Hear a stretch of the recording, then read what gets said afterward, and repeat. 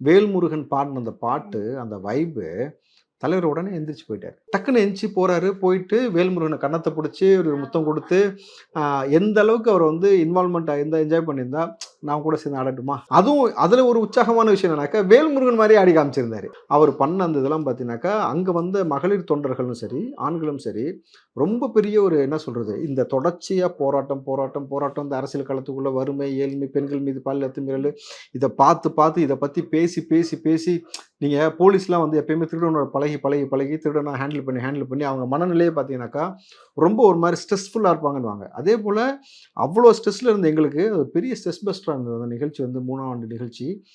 3வது வருஷத்துக்குள்ள உள்ள போறோம்னு ஒரு மகிழ்ச்சி. அதுக்கு அடுத்து அந்த தலைவர் வருகை, அவர பார்த்தோனே எழுந்த ஒரு பாசிட்டிவ். இந்த ஆண்டு எலக்ஷன் வருது. இன்னும் 3 மாசத்துல. அதுக்கப்புறம் திமுக முடிச்சுட்டு தளபதி விஜய் அவர்கள் அப்படின்னு நாங்க சொல்லிக்கிட்டு இருக்கிறோம். முதலமைச்சர் விஜய்ன்னு அடுத்து நாங்க சொல்லப் போறோம் அப்படின்ற அந்த ஒரு உற்சாகம் பாருங்க. சொல்லும்போதே உங்களுக்கு ஒரு சந்தோஷம் வருதா? இப்ப எங்களுக்கெல்லாம் எப்படி இருக்கும் பாருங்க. பேரன்பு கொண்டு நேசிக்கக்கூடிய ஒரு தலைவன நாங்கள் பார்த்துட்டு, ரொம்ப ரொம்ப சந்தோஷப்பட்டோம். எல்லாருமே அந்த வைபு இப்பவும் உங்களால வந்து வெளியிலருந்து பார்க்கிறவனுக்கு இதெல்லாம் என்னன்னு தோணும். உள்ள வந்து இருந்தா தான் அதுக்கு அந்த களம் எப்படி இருக்கு அப்படின்னு புரியும்.